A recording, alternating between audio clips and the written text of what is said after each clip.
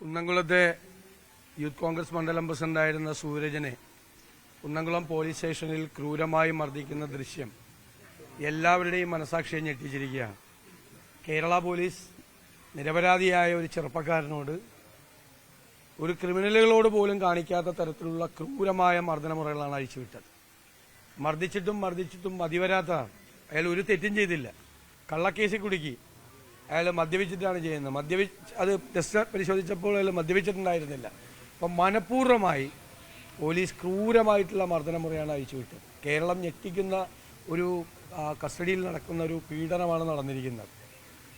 അടിയന്തരമായി ഇതുമായി ബന്ധപ്പെട്ട് നടപടികൾ സ്വീകരിക്കണം എന്ന് ഞങ്ങൾ ആവശ്യപ്പെടുന്നു. അടിയന്തരമായി ഇവരെ സർവീസിൽ നിന്ന് പുറത്താക്കണം എന്നാണ് ഞങ്ങളുടെ ഡിമാൻഡ്. സർവീസിൽ നിന്ന് പുറത്താക്കണം.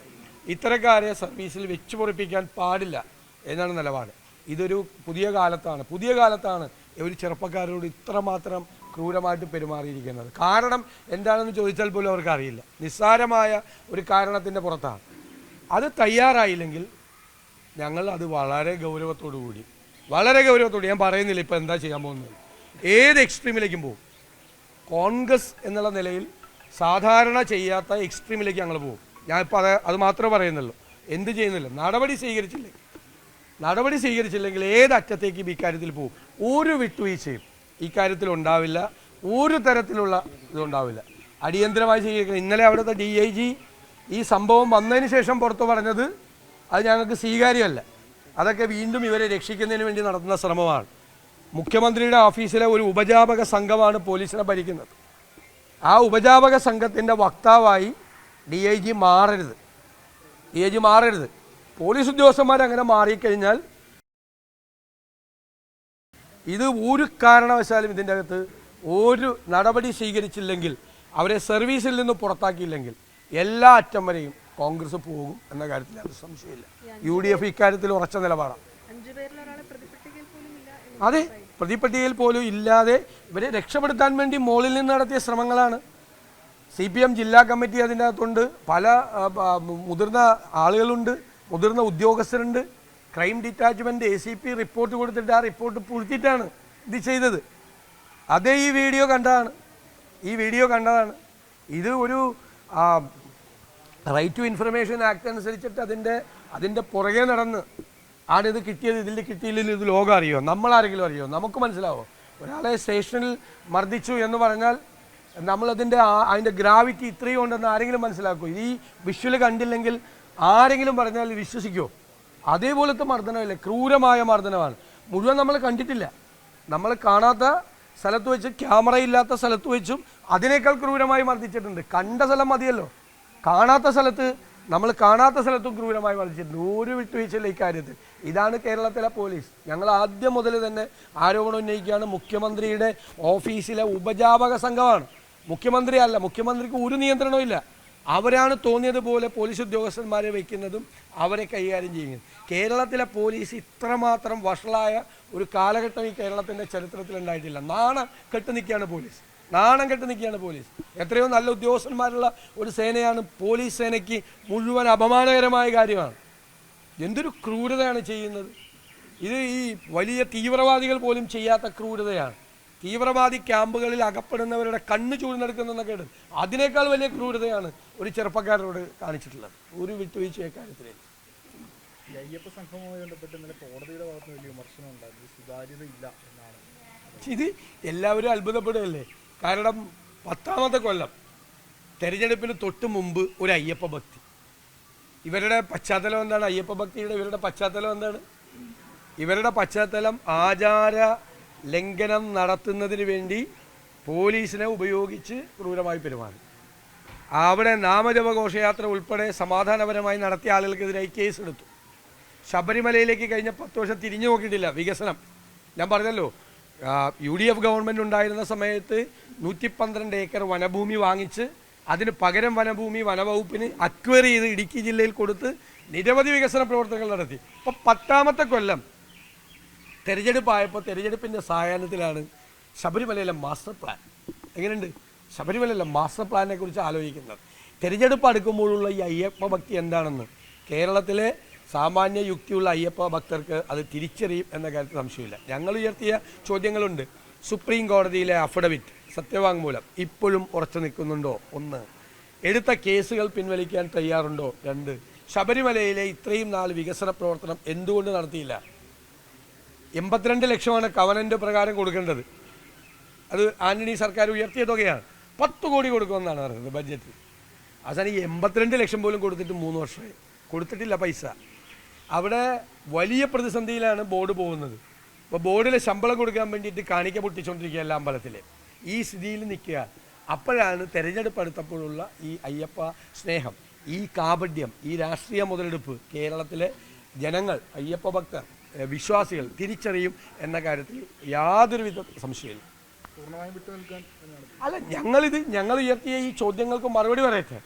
നമ്മളവിടെ പോകുന്നോ ഇല്ല എന്നുള്ളതൊക്കെ ഇറലവൻ്റാണ്. രാഷ്ട്രീയ സമ്മേളനമല്ലല്ലോ അവിടെ നടക്കുന്നത്. രാഷ്ട്രീയ സമ്മേളനമൊന്നുമല്ലല്ലോ അവിടെ നടക്കുന്നത്. ഞങ്ങൾ പോകുന്നോ ഇല്ല എന്നുള്ളതല്ലല്ലോ വിഷയം. ഈ ചോദ്യങ്ങൾക്ക് മറുപടി പറയും. ഈ ചോദ്യങ്ങൾ ഉത്തരം ആരും പറയുന്നില്ല. ലോ മിനിസ്റ്റർ പറയുന്നില്ല, ദേവസ്വം മന്ത്രി പറയുന്നില്ല, ഒരാളും പറയുന്നില്ല. മുഖ്യമന്ത്രിക്കുമില്ല ഉത്തരം. എല്ലാം മുഖ്യമന്ത്രിക്ക് അടക്കം അയ്യപ്പ ഭക്തിയാണ്. ഇവരെന്തിനാണ് നവോത്ഥാന സമിതി ഉണ്ടാക്കിയത്? ആചാര ലംഘനം നടത്തുന്നതിന് വേണ്ടിയിട്ട് അത് നവോത്ഥാനമാണ് എന്ന് പറഞ്ഞിട്ടാണ് നവോത്ഥാന. അതിൻ്റെ സ്ഥിതി എന്താണെന്ന് നമുക്കറിയാം. ആ നവോത്ഥാന സമിതിയിലെ ജാഥയിൽ മതിലിൽ പങ്കെടുത്ത ചേച്ചിയും ചേട്ടനും കൂടിയാണ് അവിടെ നരഹത്യ നടത്തി എന്താണ് നിധി കണ്ടെത്താൻ വേണ്ടിയിട്ട് ശ്രമം നടത്തിയത്. 2 സ്ത്രീകളെ കൊന്ന് നരഹത്യ നടത്തിയത് ഈ മതിലിൽ പങ്കെടുത്തവരാണ്. ഈ മതിലാണ് നവോത്ഥാന മതിൽ. ആ നവോത്ഥാന സമിതിയുടെ നേതാക്കന്മാർ പറയുന്ന വർത്തമാനം കേട്ട് കഴിഞ്ഞാലോ അറിയാലോ കാര്യങ്ങളൊക്കെ. അപ്പോൾ അതിനെക്കുറിച്ചൊക്കെ കേരളത്തിലെ ജനങ്ങളോടും ഞങ്ങൾ വിശ്വാസികളുടെ കൂടെ ഉറച്ചിരുന്ന ആളുകളാണ് ആ കാലഘട്ടത്തിൽ. ഇപ്പോഴും ഞങ്ങൾ ഉറച്ചാണ് നിൽക്കുന്നത്. അവരുടെ താല്പര്യമാണ് ഏറ്റവും പ്രധാനം. ഞങ്ങൾ എന്നും സംരക്ഷിച്ചിട്ടുണ്ട്. ഞങ്ങളെ പിന്തിരിപ്പന്മാരെന്നും ഫ്യൂഡലിസ്റ്റുകളെന്നാണ് ഇവർ അന്ന് വിശേഷിപ്പിച്ചത്. ഇവർ പുരോഗമനവാദികളും. ഈ പുരോഗമനവാദികൾക്ക് ഇപ്പം എന്ത് പറ്റി? ഇലക്ഷൻ എടുക്കുമ്പോൾ ഇത്രയുള്ള ചോദ്യം സിമ്പിളാണ്. അല്ല, ഒരു കമ്മ്യൂണിക്കേഷൻ നമ്മളോട് പറഞ്ഞിട്ടില്ല. നമ്മൾ ഗവൺമെൻറ് ഓർഡർ അടിച്ചിറങ്ങുമ്പോൾ നമ്മളെ സംഘാടക സമിതിപ്പെടുത്തി നമ്മളോട് ചോദിക്കണ്ടേ? ഇപ്പോൾ ഓണാഘോഷം നടന്നാലും രക്ഷാധികാരിയായിട്ട് വെക്കണമെങ്കിൽ ചോദിക്കണ്ടേ? ചോദിച്ചിട്ടില്ല.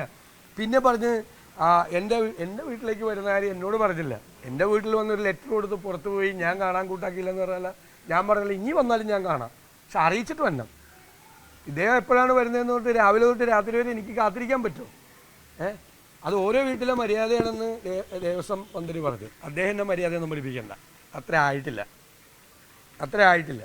ആ മര്യാദ ഞാൻ ആര് വന്നാലും കാണുന്ന ആളാണ്. ആര് വന്നാലും എൻ്റെ ശത്രുക്കൾ വന്നാലും കാണുന്ന ഒരാളാണ്. ഒരു പരാതി എനിക്കില്ല. കാരണം നമ്മളൊരു ഔദ്യോഗിക സ്ഥാനത്ത് നമ്മളിരിക്കുകയാണ്. നമ്മളെ കണ്ട ആളുകൾക്ക് പരാതി പറയാനുണ്ടാവും, കാര്യങ്ങൾ ധരിപ്പിക്കാനുണ്ടാവും. ആര് വന്നാലും കാണും. പിന്നെ നമ്മളുള്ള സമയം നോക്കി വരണ്ടേ? നമ്മളോട് പറഞ്ഞിട്ട് വരണ്ടേ? അതൊന്നും ഇല്ലാതെ വന്നിട്ട് പുറത്തു വന്ന് വാർത്ത കൊടുക്കുന്നത് ചീപ്പാണ്. അത്ര ഞാൻ പറയുന്നത്. അതൊരു പ്രോസസ്സാണ്. യൂത്ത് കോൺഗ്രസിൻ്റെ അഖിലേന്ത്യാ ജനറൽ സെക്രട്ടറി ഇവിടെയുണ്ട്. എല്ലാവരുമായിട്ട് സംസാരിച്ച് റിപ്പോർട്ട് കൊടുത്ത് അവരെല്ലാവരും 31-ാം തീയതി വരെ ബീഹാറിൽ രാഹുൽ ഗാന്ധിയുടെ പരിപാടിയിലായിരുന്നതിന് ശേഷമാണ് അവർ വന്നത്. അതൊരു പ്രോസസ്സാണ്. യൂത്ത് കോൺഗ്രസ് അഖിലേന്ത്യാ കമ്മിറ്റി എല്ലാവരുമായിട്ട് കൂടിയാലോചിച്ചിട്ട് ഒരു തീരുമാനമെടുക്കും. ഒരു ഇതുമില്ല ആ കാര്യത്തിൽ. കാലതാമസം വന്നത് ഇതുകൊണ്ടാണ്. അവരും ദേശീയ കമ്മിറ്റി എല്ലാവരും പ്രസിഡന്റ് അടക്കം എല്ലാവരും ബീഹാറിലായിരുന്നു. അതിനുശേഷം അവർ ആ പ്രോസസ്സ് സ്റ്റാർട്ട് ചെയ്തിട്ടുണ്ട്. നമുക്കാർക്കും അതിൻ്റെ അകത്ത് കാര്യമില്ല. അവരതിനൊരു പ്രൊസീജിയറുണ്ട്. അത് തീരുമാനിച്ചാൽ അവർ പ്രഖ്യാപിക്കും. അല്ല, അത് അന്വേഷിക്കട്ടെ. എന്താണ് ഏത് രീതിയിൽ ഞങ്ങൾ അതിനൊന്നിനെയും ഞങ്ങൾ എതിർക്കില്ല. ഞങ്ങളെടുത്തൊരു നിലപാടുണ്ട്. ഞാൻ പറഞ്ഞല്ലോ, അത് കേരളത്തിൻ്റെ രാഷ്ട്രീയ ചരിത്രത്തിൽ അടയാളപ്പെടുത്താൻ പോകുന്ന നിലപാടാണ്. ഞാൻ അതിന് ഒരുപാട് ആക്ഷേപം കേൾക്കുന്ന ആളാണ്. സമൂഹ മാധ്യമങ്ങളിലും മറ്റ് സ്ഥലങ്ങളിലും എല്ലാം ഒരുപാട് ആക്ഷേപം കേൾക്കുന്ന ആളാണ്. ഒരു സമൂഹ മാധ്യമത്തിലെ ഭീഷണി കൊണ്ടും ഒരു കാര്യം കൊണ്ടും നമ്മുടെ നിലപാടിൽ നിന്നൊരു മാറ്റം ഉണ്ടാവില്ല. നമ്മുടെ ബോധ്യങ്ങളിൽ നിന്നാണ് നമ്മൾ നിലപാടെടുത്തിരിക്കുന്നത്. ഞങ്ങൾക്ക് വേണമെങ്കിൽ CPM-നെ പോലെ എന്തെല്ലാം കാരണങ്ങൾ പറഞ്ഞ് FIR ഇല്ല, കംപ്ലൈൻ്റ് ഇല്ല, അങ്ങനെയില്ല, ഇങ്ങനെയില്ല, എന്തൊക്കെ പറയട്ടെ. CPM നേതാക്കൾ ഓരോ ഇതിലും വിടുന്നു. അതൊന്നും ഞങ്ങൾ ചെയ്തില്ലല്ലോ. ഞങ്ങൾ കൂടിയാലോചിച്ച്, ഞങ്ങളുടെ നേതാക്കന്മാർ കൂടിയാലോചിച്ച് ഞങ്ങൾ യുനാനിമസായിട്ട് ഏകകണ്ഠമായി ഒരു തീരുമാനമെടുത്തു. ആ തീരുമാനത്തിൽ ഞങ്ങൾ ഉറച്ചു നിൽക്കുന്നു. ആ തീരുമാനത്തിൽ യാതൊരു മാറ്റവും. ആ തീരുമാനം ഞങ്ങളുടെ ബോധ്യങ്ങളിൽ നിന്നും ഞങ്ങളുടെ അറിവുകളിൽ നിന്നും ഞങ്ങളെടുത്ത തീരുമാനമാണ്. അത് സ്ത്രീകളോടുള്ള ബഹുമാനത്തിൻ്റെ, കോൺഗ്രസ് പ്രസ്ഥാനത്തിൻ്റെ ബഹുമാനത്തിൻ്റെ ഇതുകൂടിയാണ്. അതിൻ്റെ പേരിൽ എന്ത് ആക്ഷേപം കേൾക്കാൻ എന്ത് പറഞ്ഞാലും. അല്ലെങ്കിൽ തന്നെ CPM ഇറങ്ങിയിരിക്കുകയാണ്. നമ്മളെ ടാർഗറ്റ് ചെയ്ത് ഡെയിലി 10 കാർഡും 10 വീഡിയോയും ഇറക്കണം എന്നുള്ള നിർദ്ദേശമാണ് പോയിരിക്കുന്നത്. എല്ലാ ദിവസവും ഒരുപാട് കാർഡുകൾ ഇറക്കുന്നുണ്ട്, ഒരുപാട് കാർഡുകൾ. ഞാൻ ദുബായി പോയപ്പോൾ ജീൻസ് ഇട്ടെന്നും പറഞ്ഞ് ഒരു സംഭവം ഇറക്കിയിട്ടുണ്ട്. അത് ഓരോരുത്തരുടെ ഇഷ്ടമാണ്. ഞാൻ ജീൻസ് ഇടാറുള്ള ആളാണ്, എല്ലാ വസ്ത്രങ്ങളും ഉപയോഗിക്കാറുള്ള ആളാണ്. അങ്ങനെ ഓരോന്നും ഇങ്ങനെ മൈക്രോസ്കോപ്പിക് ലെൻസ് വെച്ച് കണ്ട് ഇത് ചെയ്യുന്നു. അതിലൊന്നും ഭയന്ന് പിന്നോട്ട് പോകുന്ന ആളല്ല നമ്മളാരും. വരട്ടെ, നമുക്ക് കാണാം. സഭാ സമ്മേളനത്തിൽ അദ്ദേഹം ഉണ്ടാവും.